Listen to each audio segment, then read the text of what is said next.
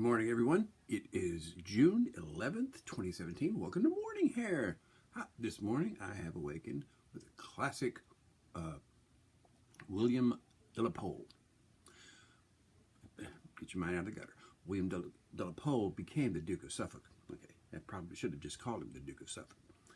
This is the Duke of Suffolk. I don't think clearly in the mornings, and not many people watch this anyway. So, the William de la Pole from Henry VI, Part 2. Now, the Henry VI plays, there were three of them. They're rarely performed. Henry VI, Part 1, Part 2, Part 3, but they led up to Richard III, which was the appearance of Richard III, the great, one of the great villains of the Shakespearean canon.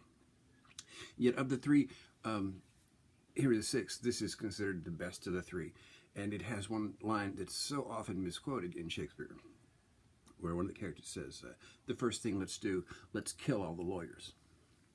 Now, people will sometimes mistake that as Shakespeare's attitude toward the law and lawyers, but that's not true. It was Jack the Butcher, who was a follower of Cade in Cade's Rebellion, who made that statement. And Shakespeare was actually paying a compliment to attorneys and judges, saying that without them to guide us, society would descend into chaos.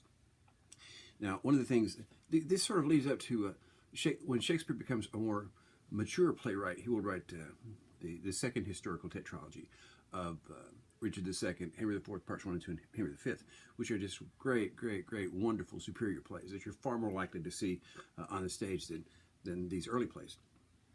But in those plays, Shakespeare already is thinking about things, and he is remembering a time in English history that was still fascinating to his audience and to the people who watch these plays, in the same way that our Civil War is fascinating to us. Now, here's the thing. Shakespeare knew that all wars were terrible, but some wars were worse than others. And the worst war was the Civil War, a true civil war where a country breaks in half. The evil thing about a civil war was that when Civil War broke out, you had to pick a side. You couldn't stand back and say, well, I like both you guys. I'm not going to fight. No. You can't do that. You have to pick a side. And the more wealth and power you had, the greater the stakes. Because you not only had to pick a side, you had to pick the side you thought was going to win. Because one side would win, and whoever won would look at you and remember that you did not support them.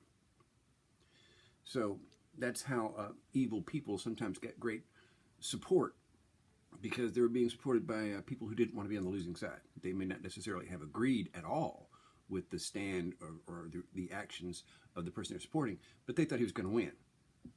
And why risk losing everything over something that, that he's going to die eventually anyway? So anyway, there you go. If you wake up with a William de la Pole, remember that line from Shakespeare, the first thing let's do, let's kill all the lawyers. And remember that you cannot sometimes get coherent sense out of a part of a quote. You have to understand context. You must understand the context.